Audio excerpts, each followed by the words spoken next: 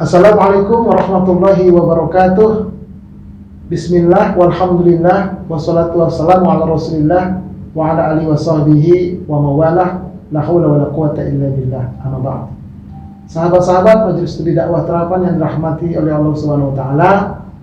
Nah, kali ini part yang kedua tentang solusi penyakit non medis dan cara mengobatinya. Ya. Nah, kami dari Baiti Jannati meraih berkah, bahagia dan surga. Baiti Jannati mencarikan solusi. Nah, di part yang kedua ini kita akan membahas dan mengulas tentang penyebab dan cara mengobati penyakit non medis dengan ruqyah. Sudah bersama kita Ustadz yang memang ahli di bidangnya tentang herbal, tentang penyakit medis dan medis. Nah, mari sama-sama kita sapa dulu. Ya, silakan. Buka dulu. Assalamualaikum warahmatullahi wabarakatuh. Terima kasih saudara yang dirahmati Allah Subhanahu wa taala. Lanjutan dari part yang kedua bahwa tentang bagaimana rahasia mengobati diri sendiri dari gangguan penyakit non medis, terutama gangguan jin dan sihir, maka kita akan ulas setelah ini. Nah, baiklah sahabat-sahabat sekalian, Baiti Jannati mencarikan solusi. Nah, ini tadi faktor penyebab dan bagaimana mengobati penyakit fisik. Nah, selanjutnya barulah kita masuk kepada penyakit non medis, Ustaz ya. Penyakit yang ada kaitannya dengan gangguan jin, sihir, setan dan sebagainya. Nah, ini juga ada 7 penyebabnya, luar biasa Ustaz. Nah, bagaimana penjelasannya? Mari kita lihat. Silakan Ustaz. Saudaraku yang dirahmati Allah Subhanahu wa taala, kalau tadi kita membahas tentang penyakit medis dan juga penyebabnya, sekarang kita akan membahas tentang 7 penyebab pintu masuknya gangguan jin dan sihir. Kenapa orang sepertinya rajin ibadah, tapi kok terkena gangguan jin dan sihir, bahkan kesurupan dan lain sebagainya? Karena orang ibadah kadang-kadang mungkin belum sempurna atau terbukanya pintu-pintu masuknya gangguan jin dan sihir. Nah, paling tidak ada 7 pintu masuk gangguan jin dan sihir. Kalau ini terbuka, walaupun kita rajin ibadah, maka pasti akan terserang gangguan jin dan sihir. Yang pertama, pintu masuk gangguan jin dan sihir adalah amarah, rasa benci, angkara murka, termasuk kesyirikan. Orang yang sering marah, maka akalnya hilang. Kalau akalnya hilang, maka yang masuk adalah syaitan. Kalau syaitan sudah masuk, berarti merusak dirinya, baik secara rohaninya ataupun secara jasmaninya. Maka Rasulullah mengajarkan kita, la taghdab, la taghdab, la taghdab. Jangan marah, jangan marah, jangan marah. Satu ketika seorang sahabat Rasulullah SAW duduk bersama beliau. Datanglah seorang badui yang mencaci maki sahabat Rasulullah. Rasulullah diam. Kemudian tidak lama kemudian orang badui itu dibalas caciannya oleh sahabat Rasulullah. Tiba-tiba Rasulullah pergi menghindari sahabatnya. Dan sahabat kita heran. Kenapa tadi ketika aku dicaci maki oleh orang badui itu, beliau diam. Tapi kenapa ketika aku membalas cacian orang badui itu, Rasulullah menyuekinya? Maka apa kata Rasulullah? Rasulullah bilang, ketika engkau tadi dicaci maki dan engkau diam dengan bersabar, aku suka karena malaikat meliputi dirimu. Namun ketika engkau membalas cacian itu, malaikat pergi, engkau dimasuki syaitan. Sesungguhnya aku tidak suka duduk bersama syaitan.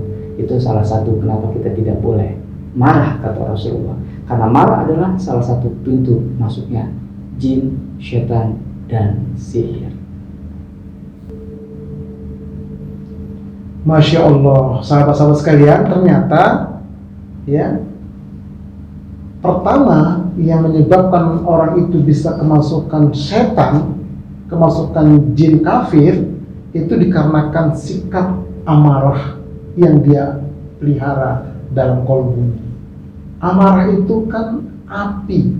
Api itu kan, setan kan tercipta dari api, Ustaz ya? Iya, benar. Nah, Nah, kalau nar itu api, kalau nur itu malaikat. Nar, otomatis dia Menarik akan nar lagi. menarik, akan nyambung, akan nyamber antara marah yang berupa api itu dengan setan. Nah, maka dia akhirnya kemasukan setan, kemasukan jin. Oleh karena itu, benar kata Nabi tadi, la taghdab, la taghdab, la taghdab. Nah, jadi ada satu bertanya. Nabi tahu orang ini suka marah, makanya Nabi menasihati dia, jangan mudah marah, jangan mudah marah, jangan mudah marah. Tapi sekali lagi, ini kaitan dengan kolbu, ya, dengan kolbu saja. Betul. Kita belum bahas kolbu secara khusus. Nah, insya Allah nanti kita akan bahas itu. Baik, sekarang pintu yang kedua. Nah, pintu masuknya setan kepada diri kita. Bagaimana penjelasannya? Mari kita ikuti. Poin yang kedua tentang pintu-pintu masuknya gangguan jin, setan dan sihir adalah tulul amal atau panjang angan-angan, banyak melamun, banyak menghayal, dan juga lalai. Sama halnya orang yang dikatakan gila atau junun, itu hakikatnya orang-orang yang banyak kemasukan jin, hilang akalnya, maka perbuatannya juga perbuatan syaitan karena tidak sadar. Yang kotor-kotor dimakan, yang haram-haram dimakan. Nah, itu ciri. Makanya hati-hati saudaraku untuk jangan panjang angan-angan berlebihan. Kalau punya cita-cita dan mimpi atau impian akan berbeda dengan angan-angan. Angan-angan adalah sebuah hayalan-hayalan tanpa niat yang baik, tanpa action. Itu cirinya. Dia menghayal halu, tapi nggak ada niat baik, tidak ada aktivitas yang akan dilakukan atau tidak ada actionnya. Coba, barangkali kita sering mengalami menghayal, kita jadi sutradaranya, kita jadi pemainnya, kita jadi pemenangnya. Tahu-tahu habis waktu sholat zuhur lewat waktu sholat asar. Saking indahnya menghayal, dan disitulah terbukanya pintu-pintu masuknya setan, jin, dan sihir. Jangan banyak menghayal, jangan banyak melamun ataupun lalai. Banyak-banyaklah zikrullah, karena pintu masuk setan terhalang dengan zikir-zikir kepada Allah Subhanahu wa Ta'ala. Luar biasa, sahabat-sahabat sekalian ya.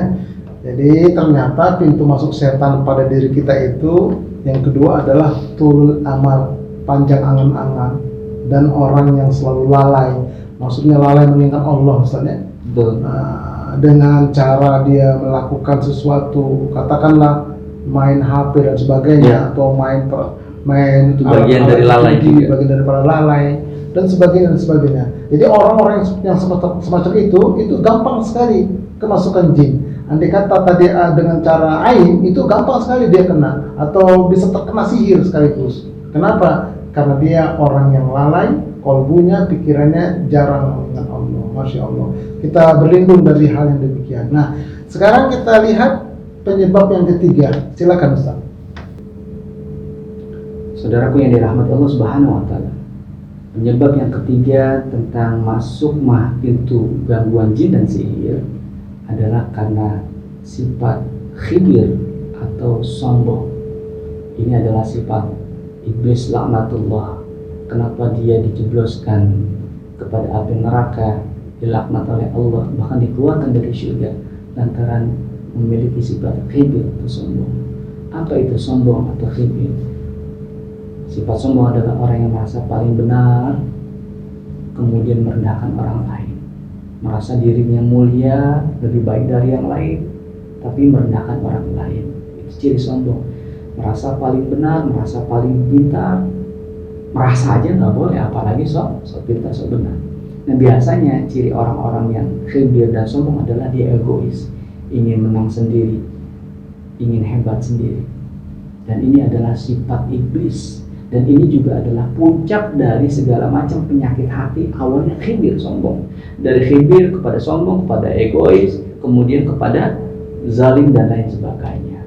Maka lawan dari penyakit sombong atau khibir adalah tawaddu, rendah hati. Sombong, tinggi hati. Tawaddu, rendah hati. Lalu obatnya bagaimana? Tidak ada cara lain. Semuanya adalah penyakit hati. Salah satunya memperbanyak tobatan nasuha, memperbarui tobat-tobat kita, banyak zikir dan lain sebagainya. Sahabat-sahabat sekalian, nah ternyata faktor yang ketiga ini merupakan penyebab seseorang itu bisa terkena sihir, bisa kemasukan jin karena sombong, kibar. Makanya kata Rasulullah hadis, la yadkhulul jannah man kana fi qalbihi mithqalu dzarratin min kibar. Tidak akan masuk surga orang dalam hatinya ada sebesar biji sawi kesombongan. Walaupun dia pergi haji 10 kali, orang manggilnya Pak Haji, karena 10 kali Ustaz. Tapi ada kesombongan dalam kalbunya, walaupun dia mengaku ulama, sorbannya di kepala, dililit-lilit, kayak ular naga panjangnya, tapi ada kesombongan. Nah, maka nggak masuk surga. Justru misalnya ada orang begini, santet saya dengan sombong, kena santet dia saja. Terbuka pintu masuk setan. Oleh karena itu hati-hati, walaupun banyak harta jangan sombong, banyak ilmu jangan sombong, banyak amal jangan sombong, karena itu pintu masuk setan ke dalam diri kita. Masya Allah. Baik, ada 7 semuanya Ustaz, itu baru 3. Nah sekarang kita lihat yang keempat, silakan Ustaz. Poin yang keempat tentang pintu-pintu masuknya gangguan setan, jin, dan sihir adalah disebabkan karena penyakit maksiat zahir dan penyakit maksiat batin. Apa maksudnya? Penyakit maksiat zahir sudah tentu maksiat dilakukan oleh jasad kita. Salah satunya berbuat zalim, ngomong yang kotor, menghina orang, bergibah, memfitnah, dan lain sebagainya. Jasadnya seperti misalkan tangan mengambil hak orang lain, anak yatim, dan lain sebagainya. Kakinya melangkah kepada sesuatu yang tidak benar. Mulutnya dan perutnya memakan sesuatu yang subhat, yang haram. Itu adalah maksiat zahir. Namun ada yang lebih berat dari maksiat zahir. Apa? Maksiat batin. Apa maksiat batin? Salah satunya adalah syirik kepada Allah Subhanahu wa Ta'ala, menyekutukan Allah, tidak terima qada-qadarnya Allah, banyak mengeluh, banyak mengumpat, termasuk tadi khibir ataupun sombong. Itu adalah penyakit-penyakit batin. Nah, penyebab inilah pintu-pintu masuk syaitan yang harus kita jaga. Satu ketika ada seorang hafizah kesurupan. Logikanya seorang hafizah hafal Quran 30 juz, tapi kok bisa kesurupan? Ketika ditanya jinnya, kenapa kamu bisa masuk ke dalam tubuhnya? Maka jin yang mengatakan, wanita itu lalai ketika makan dengan tangan kirinya, maka aku masuk. Nah, sebetulnya banyak pintu-pintu masuknya syaitan. Ketika kita nguap nggak ditutup, itu masuk. Makan dengan tangan kiri, itu syaitan ikut. Termasuk tidak menjaga fitrah, kuku tidak dipotong yang panjang, tidak memotong bulu ketiak, bulu kemaluan, itu tidak fitrah. Disitulah sarang-sarang setan, termasuk pintu-pintu masuk di setan. Namun yang lebih bahaya adalah maksiat batin, harus dihindari. Salah satu tadi sombong. Maksiat batin, maksiat zahir, inilah penyebab pintu-pintu masuknya setan. Kalau dirinci sangat panjang. Satu perbuatan kita, misalkan beraktivitas tanpa menyebut basmalah, maka tidak terjadi berkah, itu masuk setan juga. Ketika kita berhubungan suami istri tidak menyebut nama Allah, di situ setan masuk juga dan ngikut juga. Banyak dalil-dalil dan riwayatnya. Aktivitas yang tidak didahului dengan basmalah, tidak ditutup dengan hamdalah, di situ juga pintu-pintu masuknya setan. Subhanallah. Maka nanti kita akan belajar bersama sedikit demi sedikit bagaimana menjaga, menghindari pintu-pintu masuknya setan. Sudah tentu butuh pengetahuan. Masya Allah, sahabat-sahabat sekalian. Jadi yang keempat, penyebab setan itu bisa masuk ke dalam diri kita, baik itu lewat sihir atau tidak lewat sihir, itu ya karena disebabkan jasad kita, jasmani kita bermaksiat, ya, dan batin kita juga bermaksiat, Ustaz ya. Makanya kadang-kadang kalau tangan ini sebelah sakit, nah coba mungkin ingat maksiat apa yang sudah dikerjakan. Betul. Introspeksi diri. Nah makanya kemudian bacalah sholawat, dielus-elus, ya, Ustaz ya, boleh. Bahkan memohon ampun kepada anggota-anggota tubuh kita. Iya, karena ada maksiat anggota tubuh, maksiat mata, telinga, dan lain sebagainya. Nah, kalau itu sudah kita baca semua, kita ta'awudz kepada Allah, nah insya Allah Allah lindungi dia. Allah lindungi dia. Nah, selama ini kan kita baca ta'awudz, perlindungan untuk secara umum aja. Coba Umumnya baca Quran. Nah, terlalu umum. Coba selawat untuk kepala, Iya. selawat untuk mata, untuk tangan. Jadi semua komponen-komponen itu diselawatin misalnya. Iya. Mohon diampun dan Mohon selawatin. istighfarin. Nah, insya Allah nanti Allah lindungi seperti itu. Nah, begitu juga batin. Ya, batin itu bisa tadi tidak ridho kepada ketentuan Allah. Kadang-kadang kita udah berdoa, kok nggak kabul-kabul, Allah denger nggak ya? Nah, ketika batinnya mengatakan Allah denger nggak ya, kok sudah sekian lama saya doa tidak dikabul, itu juga termasuk maksiat juga misalnya. Iya, maksiat batin. Maksiat batin kepada Allah ya. Betul. Nah, itu mengeluh juga maksiat batin. Nah, itu masuk setan di sana. Masuk Jin. Anda kata disihir karena sihir dia. Ya Allah ya Rabb, berlindung kita kepada Allah. Baik sahabat-sahabat sekalian, masih ada lagi berikutnya ini yang kelima. Ya, silakan Ustaz. Saudaraku yang dirahmati Allah Subhanahu wa taala. Poin yang kelima tentang pintu-pintu masuknya setan, gangguan jin dan sihir adalah karena lupa berdoa sebelum beraktivitas.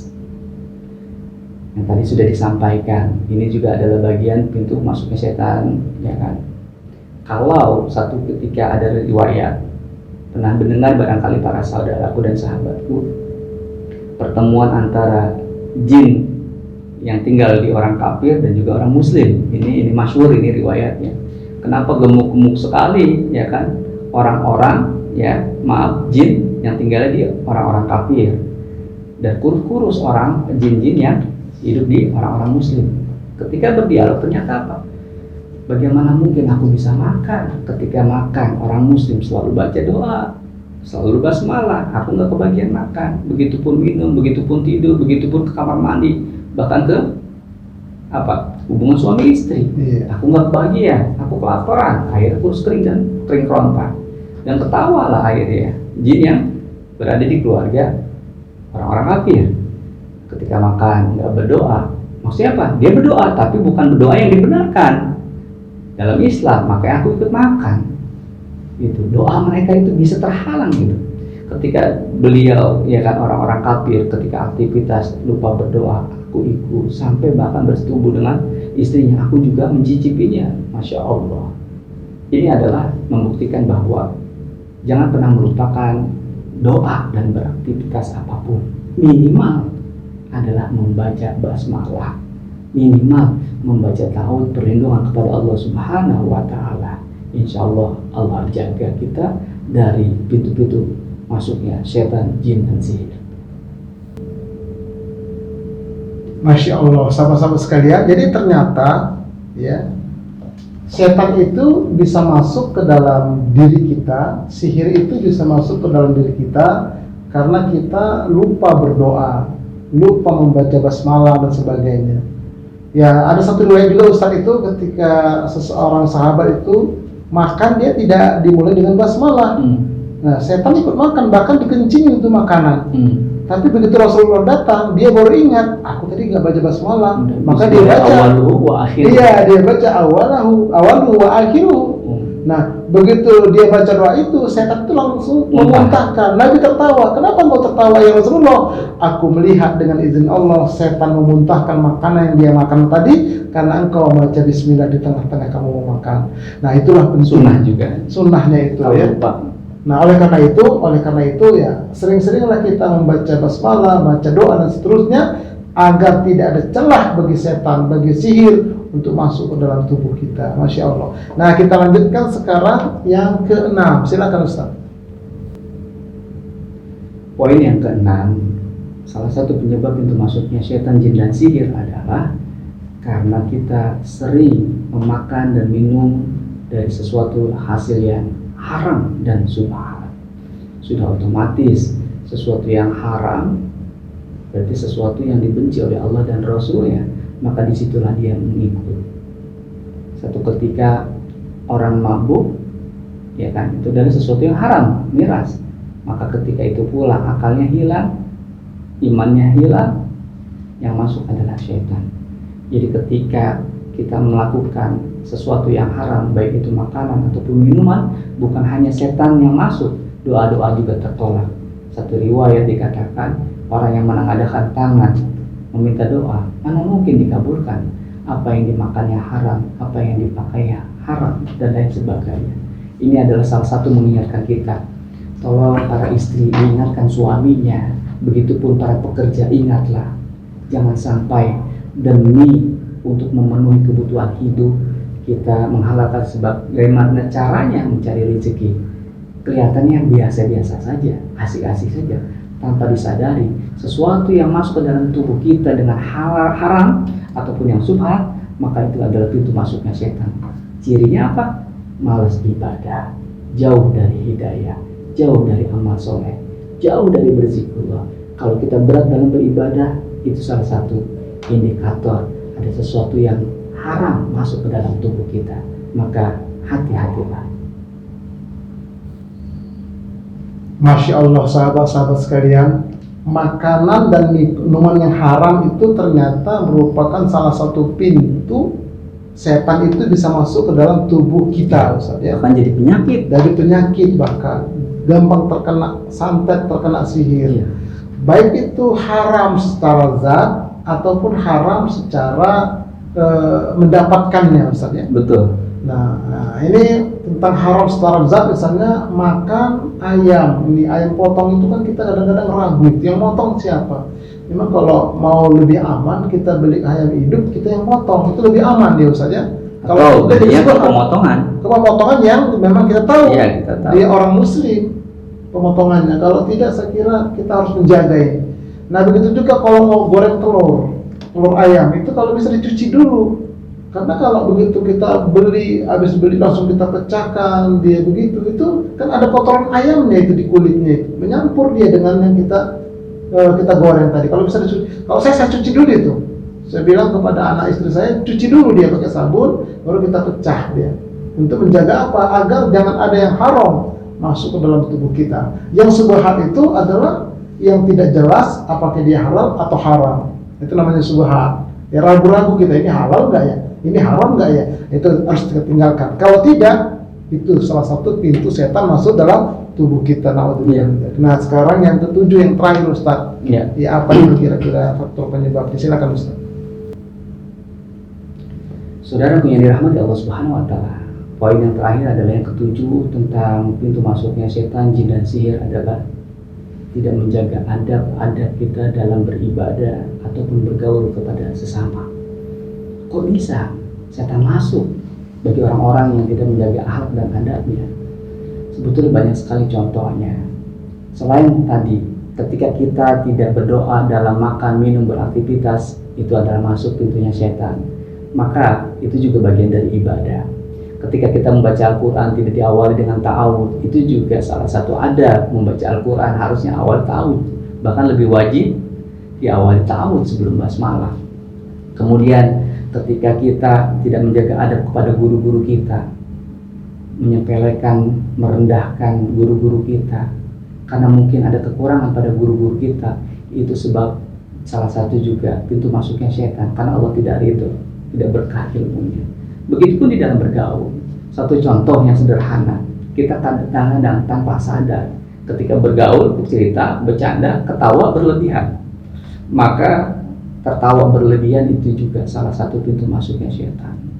Kemudian ketika kita sedang ngantuk, menguap, lupa menutup mulut kita, itu juga pintu masuknya setan. Banyak sekali adab-adab beribadah dan bergaul yang kita langgar, maka itu juga salah satu pintu masuknya setan. Wallahu a'lam bishawab. Masya Allah, sahabat-sahabat sekalian, ternyata ya adab dalam beribadah, adab dalam bergaul ini juga perlu dijaga, karena kalau tidak ada adab maka setan akan mudah masuk. Betul. Setan akan mudah masuk. Makanya disebutkan oleh ulama-ulama terdahulu itu adab lebih utama daripada ilmu. Yeah. Lebih utama beradab daripada berilmu. Makanya sebaiknya itu nanti kita akan ada tema tentang bagaimana mendidik anak, Ustaz, ya. Jadi anak itu kalau menyekolahkan anak jangan pinternya, tapi beradabnya. Yeah. Nah, karena kalau nggak beradab itu nggak ada gunanya, ilmu semua setan yang masuk. Iya. Makanya jadi nakal, melawan, membantah dan lain sebagainya. Betul, Ustaz, masalah. Itulah. Jadi karena itu sahabat-sahabat, inilah 7 penyebab ya setan, sihir, gangguan jin itu bisa masuk ke dalam tubuh manusia. Nah, sekarang Ustadz, ini yang penting juga saya kira ini, bagaimana kita mengenal karakter gangguan jin dan sihir itu. Apa sih gangguan jin dan sihir itu? Nah, ini coba bagaimana penjelasan Ustadz, silakan. Saudaraku yang dirahmati Allah Subhanahu wa Ta'ala, banyak di antara kita tidak paham tentang orang-orang yang terkena gangguan jin dan sihir. Taunya kena guna-guna aja kena sihir atau kena gangguan. Padahal ada tipe-tipenya juga, sama seperti tadi. Ada tingkatan-tingkatan juga. Ada tingkatan yang gangguan jinnya adalah ibarat kalau penyakit medis itu stadium 1, stadium 2, stadium 3, stadium 4 stadium. Nah, gangguan jin sihir juga sama ada. Ada yang gangguan jinnya di luar jasad atau mengikuti, ada yang di jasad menempel, ada yang di dalam jasad, bahkan di dalam jiwa. Maka ada yang diruqyah cukup sekali selesai, ada yang berkali-kali belum selesai. Ini karena tingkatan gangguan jin dan sihir. Nah, paling tidak terjadinya ini ada beberapa karakter jin yang mengganggu kita, paling tidak 3 untuk gampang mengingatnya. Pertama, gangguan jin dan sihir karena ketempelan. Nah, ini ketempelan ini apa maksudnya? Karena kita lalai, kemudian lupa berdoa, kemudian juga di tempat-tempat yang baru kan kita disunahkan berdoa. Kalau kita datang ke tempat yang baru, doanya apa? A'udzubika bikamalillahi tammati min syarri ma khalaq. Maka kita terhindar dari gangguan jin, setan, sihir di daerah itu.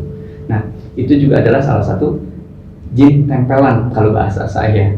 Ada orang misalkan pergi ke gunung atau jalan-jalan kemana, ya kan? Ada yang ke Bali, belum lama Ustaz, ada yang jalan-jalan ke Bali, ketempelan jin Bali. Mungkin kesambet kan namanya? Iya, bahasanya ketempelan. Ketempelan.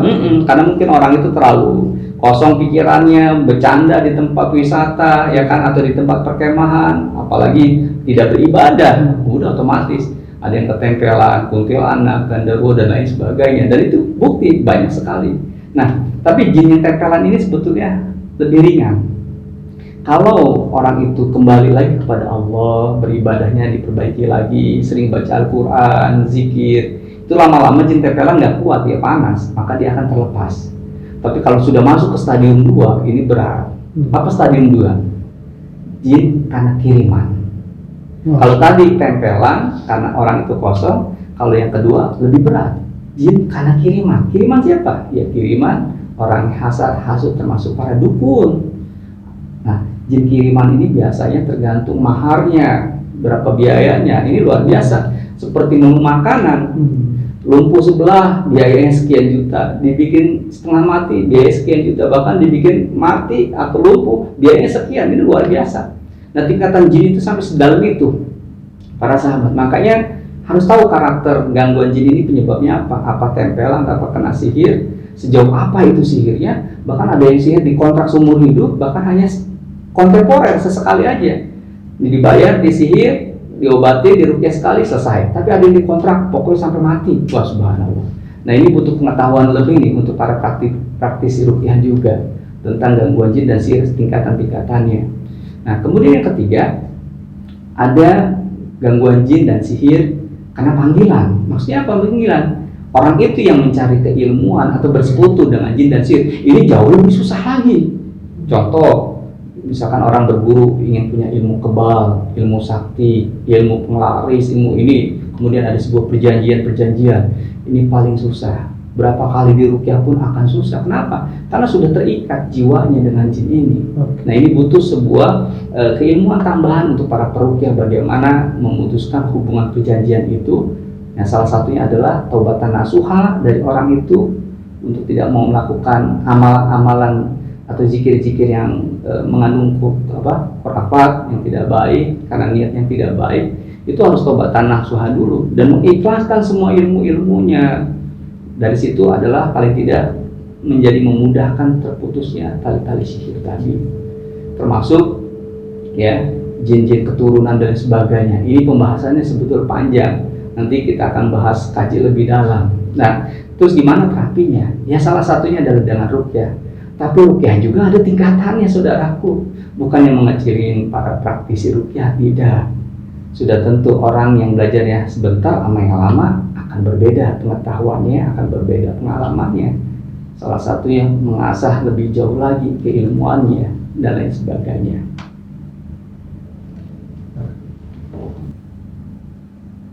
Masya Allah. Ternyata sahabat-sahabat, ini kita tadi mengenal karakter gangguan jin dan sihir.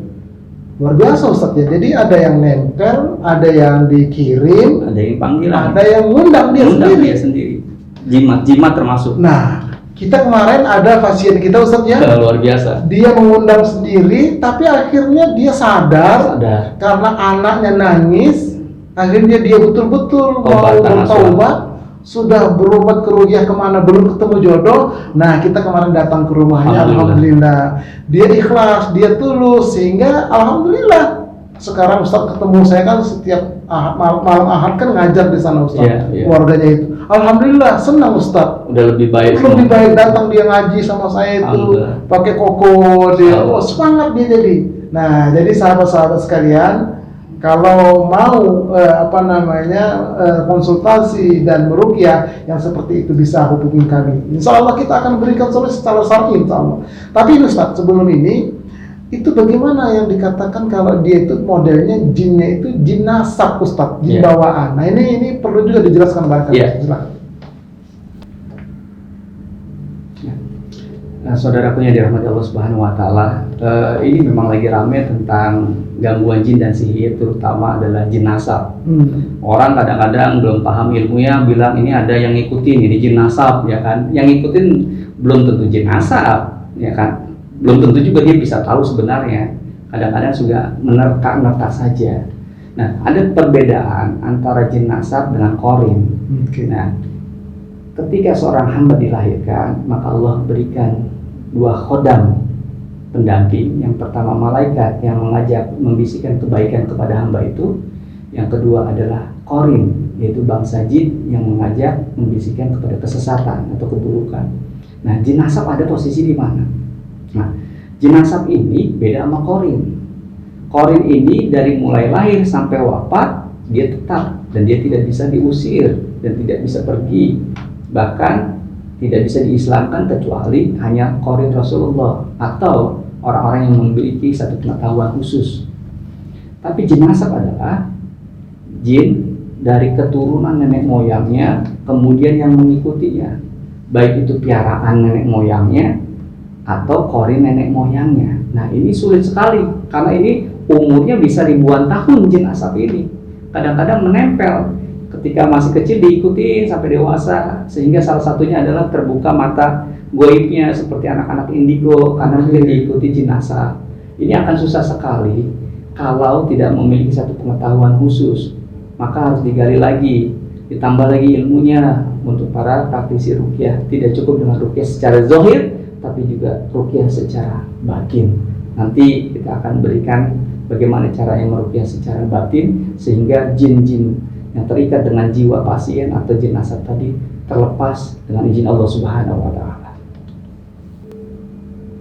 Masya Allah, semakin menarik Ustaz nih, ya, luar biasa. Tapi yang jelas, Islam memberikan solusi. Itu harus kita yakini. Tidak ada yang bisa mengalahkan Islam. Al-Islam ya'lu wa la yu'la alaihi. Itu harus kita yakini. Ya, ini maaf bukan menantang ini ya, tapi kita keyakinan.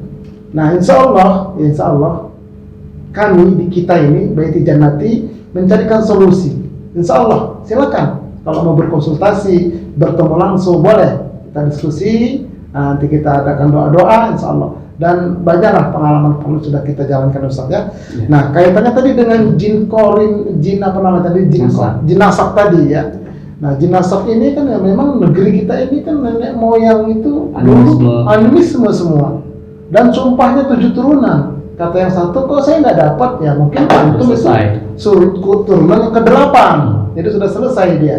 Nah, jadi ini kan perlu ilmu khusus ya. Ilmu pengetahuan khusus. Nah, jadi kaitannya dengan cara ini Ustaz, cara mengobatin non medis ini dengan ruqyah. Coba mungkin bisa Ustaz terangkan walaupun mungkin secara gambaran garis besar dulu saja lah. Silakan Ustaz.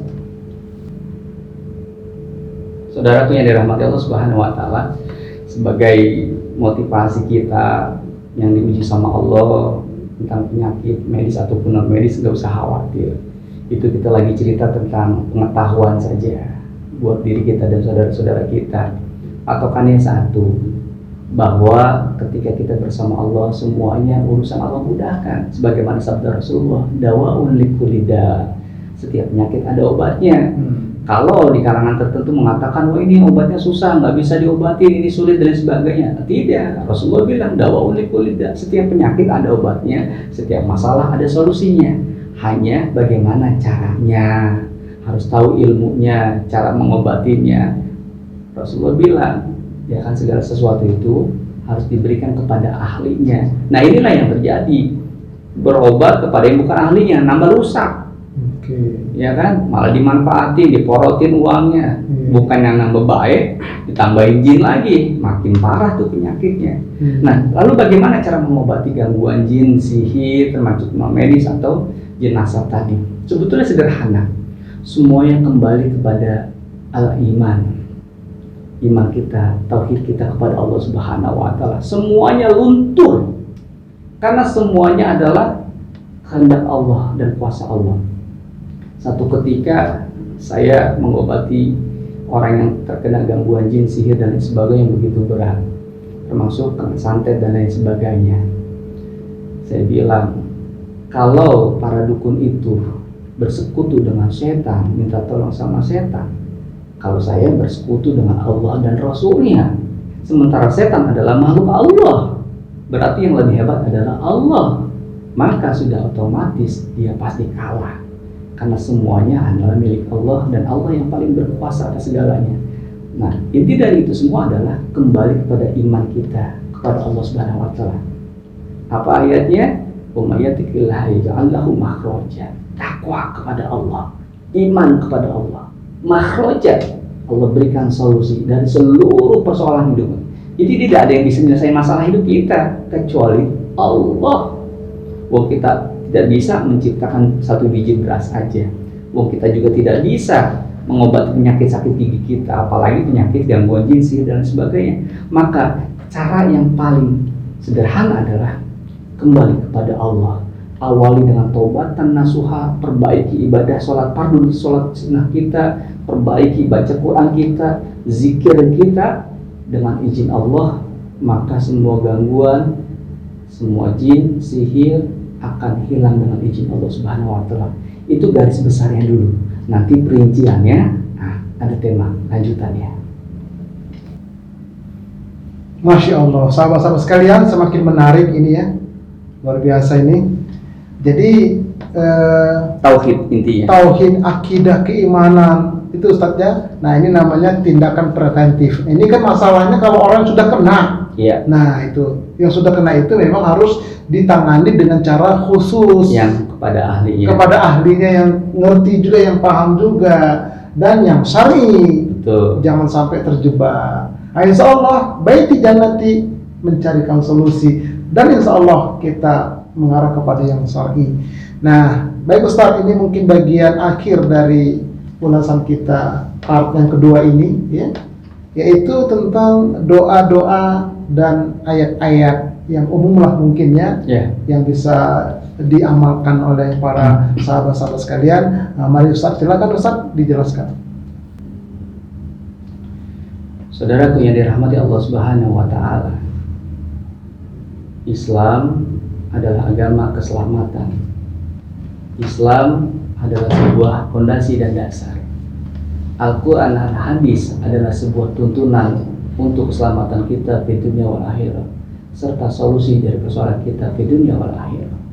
Maka bagi siapapun yang diberikan ujian penyakit medis ataupun non medis, salah satu zikir dan doa yang dicontohkan oleh Rasulullah SAW yang secara syar'i kita harus amalkan adalah salah satunya adalah zikir pagi dan petang. Ada banyak doa-doa atau zikir-zikir perlindungan. Salah satunya adalah mengawali sesuatu dengan ta'awud, a'udzubillahi minasyaitonirrajim, atau a'udzubillahi samiil 'aliim minasyaitonirrajim, baca 3 kali, kemudian baca basmalah 1 kali, kemudian baca ayat-ayat perlindungan seperti surat Al-Ikhlas, Al-Falaq dan An-Nas. Itu insya Allah bisa mengobati diri kita dari penyakit gangguan ain, gangguan jin dan sihir. Namun dibacanya sering. Syukur-syukur bisa dibacanya pada maghrib, pada subuh, atau setiap sholat fardu. Nah, yang kedua, yang paling sederhana lagi adalah barang siapa yang membaca ayat kursi pagi dan petang minimal 3 kali sampai 7 kali, syukur-syukur lebih, itu juga zikir perlindungan, termasuk zikir la ilaha illallah wahdahu la syarika lah, lahul mulku wa lahul hamdu yuhyi wa yumiitu wa huwa ala kulli syai'in qadir, dibaca minimal 10 kali sampai 100 kali, itu juga zikir perlindungan. Barang siapa baca pagi hari dilindungi sampai sore hari, baca sore hari dilindungi sampai paginya. Dan satu zikir yang sering kita lafazkan tapi membutuhkan satu keyakinan yang kuat, ini bisa mengobati berbagai macam penyakit. Barang siapa yang memperbanyak zikir hauqallah atau la haula wala quwata illa billah, ini menjadi obat 99 penyakit, dan yang paling ringan adalah penyakit gelisah hati. 99 penyakit begitu banyak dengan cukup dengan baca hauqallah. Ditambah lagi barang siapa yang membaca hauqallah ini satu hari minimal 100 kali, maka itu menjadi simpanan harta di surga nanti. Banyak ayat dari Allah. Bisa Al-Fatihah minimal 7 sampai 10 kali, bahkan bisa 100 kali satu hari. Ini bisa menyelesaikan urusan di dunia wal akhirah, memudahkan urusan usaha termasuk penyembuhan. Kemudian doa-doa yang dicontohkan, misalkan satu contoh, ketika ada anggota tubuh kita yang sakit atau saudara kita yang sakit, sentuh bagian sakit, kemudian membacakan ta'awudz, kemudian bismillahirrahmanirrahim la yadurru ma'asmihi syai'un fil ardi wa la fis sama'i wa huwas samiul alim. Banyak sekali doa-doanya. Nanti ketika ada waktu kita akan rinci doa-doa yang nanti kita akan tampilkan juga ya di acara podcast kita. Yang penting istiqomah nomor 1, yang kedua yakin, yang ketiga hindari maksiat, yang keempat banyak-banyaklah beribadah dan taat. Insya Allah Allah hilangkan segala macam gangguan jin dan sihir kepada diri kita dan keluarga kita. Wallahu a'lam bishawab. Masya Allah sahabat-sahabat sekalian, ya luar biasa ya penjelasan dari Ustadz tadi tentang yang terakhir tadi adalah doa untuk meruqyah diri sendiri, atau bahkan bisa juga untuk orang lain, Ustaz ya. Yeah. Juga kan ada hadis Nabi itu doanya itu dia Nabi, Allahumma rabbana adhibi ba'sa ishfi badan anta syafi la syifaan illa syifa'u syifa'an la yughadiru saqaman, misalnya itu. Allahumma afini fi badani. Ada juga itu doa itu seperti itu. Allahumma afini fi sam'i fi basari dan lain sebagainya. Nah, berarti kan dirinci komponen-komponen tubuh kita. Nah, bahkan disebutkan dalam hadis riwayat Imam Bukhari, an Aisyah radhiyallahu anha, dari Aisyah semoga meridainya, anna Nabi sallallahu alaihi wasallam kana yanfusu ala nafsihi fil marad. Nabi itu selalu meniupkan lewat tangannya ya ketika sakit, alladzi mata fihi, dan sakit itu yang menyebabkan Nabi meninggal, bil muawwadzati, dengan membaca kalimat dua surah al-mau'izatain, yaitu surah al-falaq dan surah an-nas, dibacakan di tangan, dielapkan. Nah, begitu Rasulullah makin parah, Aisyah yang melakukan. Untuk apa? Untuk mendapatkan berkah dari Nabi SAW. Jadi itulah Islam sangat luar biasa lengkap. Nah, itulah yang dikatakan ruqyah syar'iyyah. Itu saja. Baik sahabat-sahabat sekalian. Nah, podcast kita kali ini part yang kedua ya, tentang bagaimana penyebab penyakit non medis dan bagaimana cara mengobatinya sudah kita jelaskan secara panjang lebar.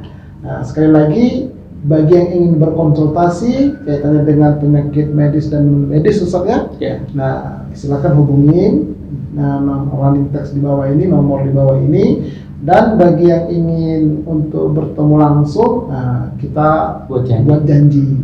Ya, kita buat janji karena memang kita harus atur juga sama jamaah kita yang lain. Tapi intinya ini sekaligus untuk memberikan solusi baik yang terkait dengan penyakit medis maupun non medis. Ya. Nah, saya kira itu saja mungkin pertemuan kita kali ini. Mari kita tutup dengan membacakan doa kafaratul majelis. Subhanakallahumma wa bihamdika asyhadu an la ilaha illa anta astaghfiruka wa atubu ilaik. Assalamualaikum warahmatullahi wabarakatuh. Waalaikumsalam warahmatullahi wabarakatuh.